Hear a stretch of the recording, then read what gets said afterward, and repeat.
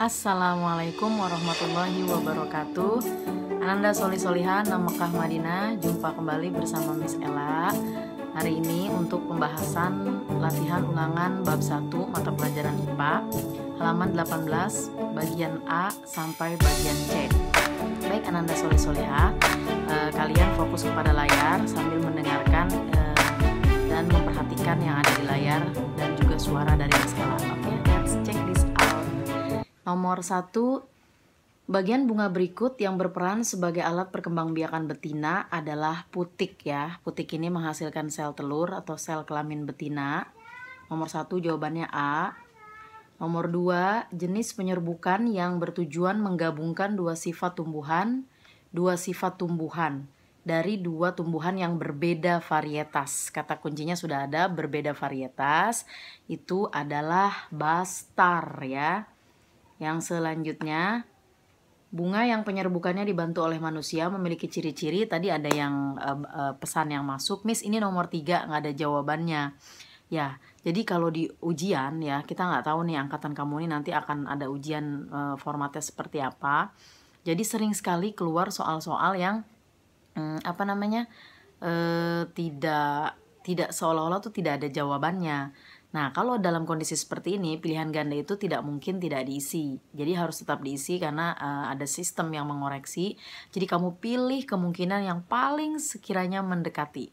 Di sini mahkota bunga tidak berwarna dan ukurannya sangat kecil, itu bukan. Itu oleh angin. Serbuk sarinya sangat ringan dan banyak, itu juga oleh angin.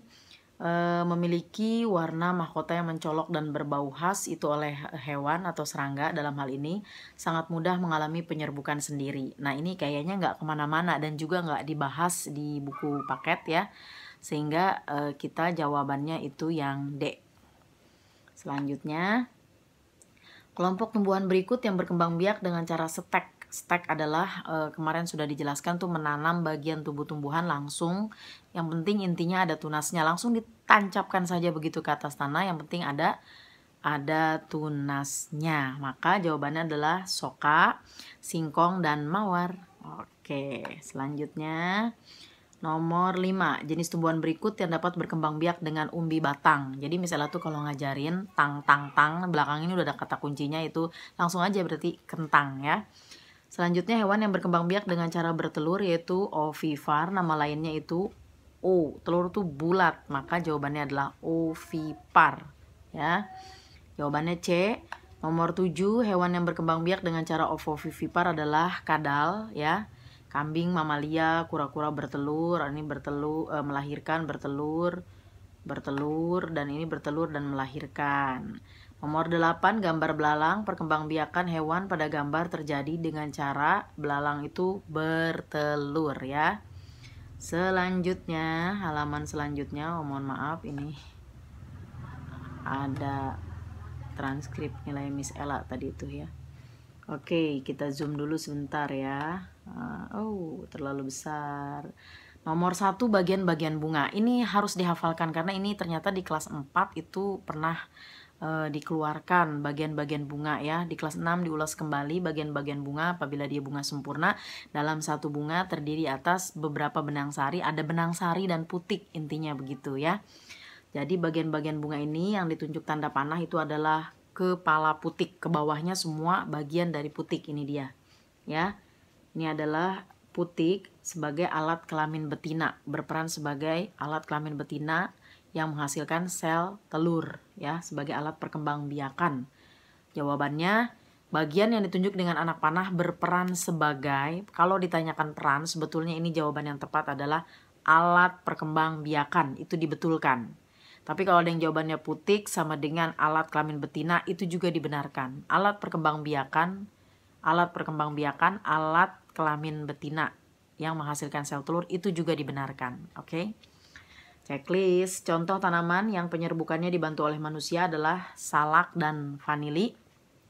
Contoh tumbuhan yang dapat menghasilkan spora itu tumbuhan paku-pakuan. Nanti kalian bisa search di Google apa itu tumbuhan paku-pakuan. Ada paku ekor kuda, ada paku tanduk rusa. Itu bentuknya kalian rata-rata ada deh di rumah kalian. Coba deh nanti kalian cek. Begitu kalian buka di Google, oh ini tanaman paku-pakuan atau tumbuhan paku-pakuan yang berkembang biak secara vegetatif alami menggunakan vegetatif alami menggunakan spora gitu ya. Selanjutnya contoh tumbuhan yang dapat menghasilkan spora sudah. Nomor 4, ciri khas perkembangbiakan pada mamalia.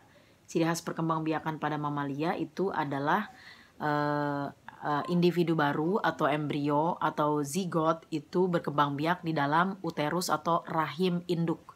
Di sini Miss Ella singkat ya, tulisannya singkat. Jadi Miss Ella tuh biasa kalau menjawab soal di buku nih intinya aja.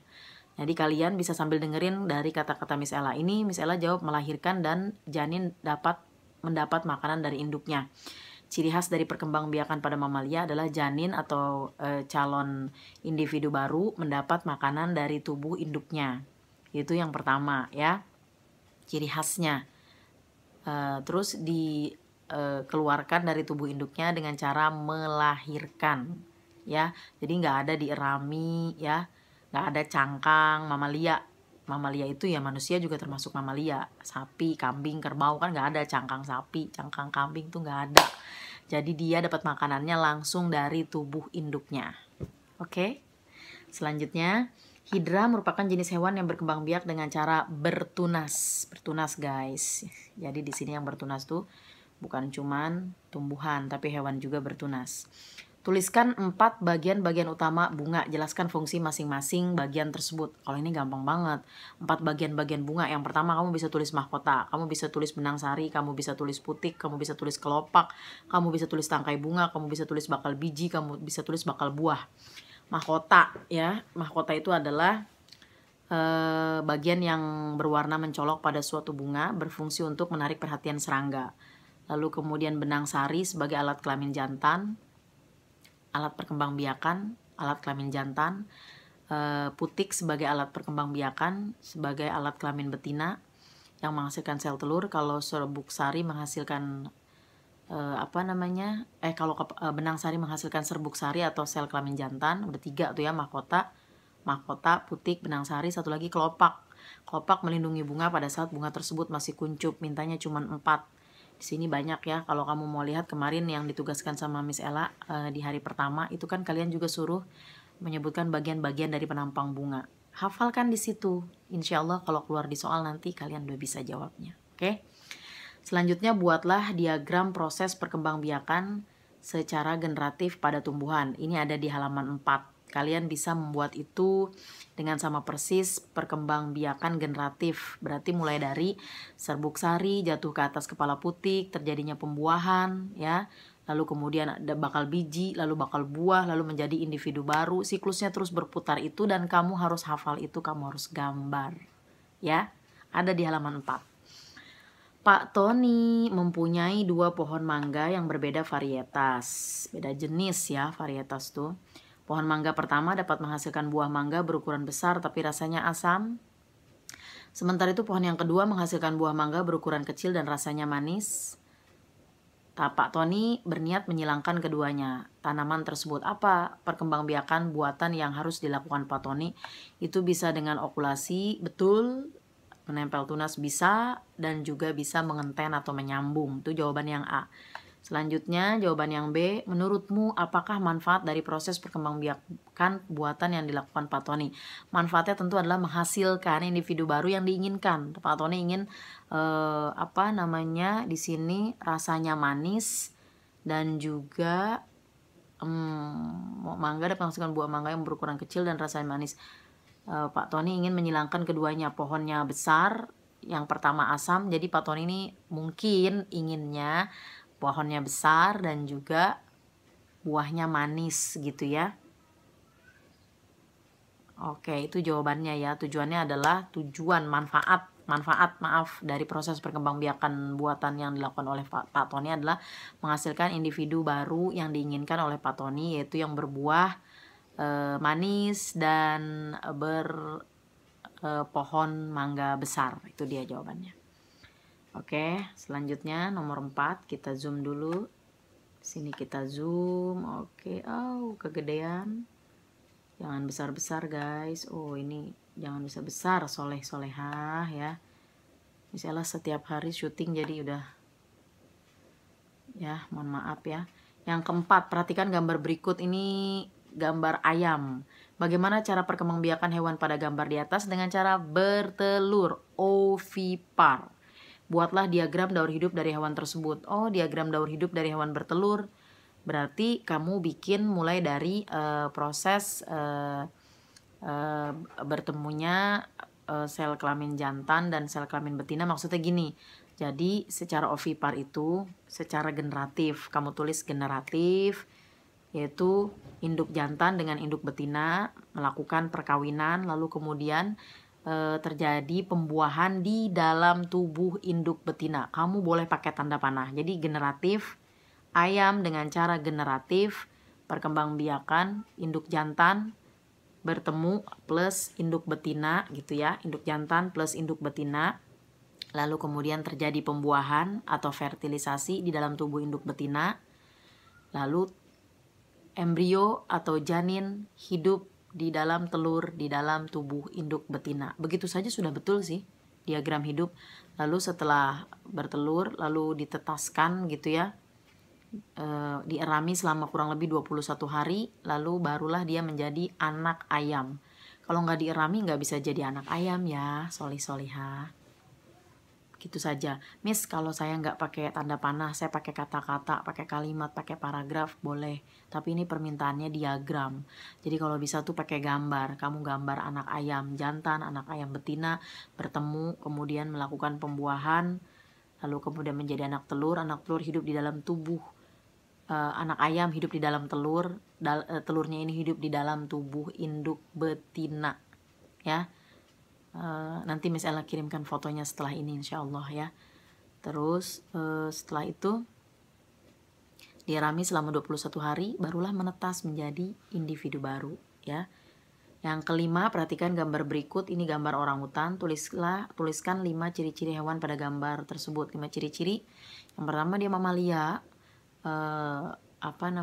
berkembang biak dengan cara melahirkan, memiliki daun telinga, lalu kemudian memiliki rahim ya, memiliki rambut, dan juga habitatnya di alam terbuka atau di hutan ya. Bisa dilihat, kamu mungkin bisa menyebutkan lebih dari 5 ini ciri-ciri orang hutan di sini ya. Memiliki alat gerak berupa tangan dan kaki, nah itu juga bisa. Di sini hanya ciri-ciri hewan. Jadi jawabannya apapun general, yang penting kamu nulisnya 5. Lebih dari 5 boleh, kurang dari 5 tidak boleh. Sesuai permintaan soal. Lalu yang B, tuliskan 5 contoh hewan lain yang mempunyai cara perkembangbiakan dengan gambar sama. Wah, ini mudah sekali. Mamalia ada apa? Ada kambing, ada sapi. Mamalia itu ada apa lagi ya? Ada orangutan. Lalu kemudian yang melahirkan tuh ada kucing. Mohon maaf, ada anjing atau guguk, terus juga ada domba, banyak sekali ya. Ini mintanya 5, kalau bisa kamu sebutkan 5, lebih boleh, kurang jangan. Itu saja dari Miss Ella untuk pembahasan soal. Nanti Miss Ella akan kirimkan, ini khususnya yang diagram-diagram ya, sisipan gambar untuk kalian setelah video ini, nanti ada sambungannya. Jadi nanti setelah ini Miss Ella akan mengadakan soal ulangan melalui Google Form. Semoga apa yang Miss Ella sampaikan bermanfaat. Dibaca-baca dulu ya bab 1-nya. Kurang lebihnya mohon maaf apabila ada salah-salah kata dari Miss Ella. Assalamualaikum warahmatullahi wabarakatuh. Nah, Ananda Solih-Solihah, inilah gambar daur hidup ayam. Kalian bisa gambar untuk menjawab soal nomor 4 bagian C yang diagram daur hidup ayam. Selamat mengerjakan.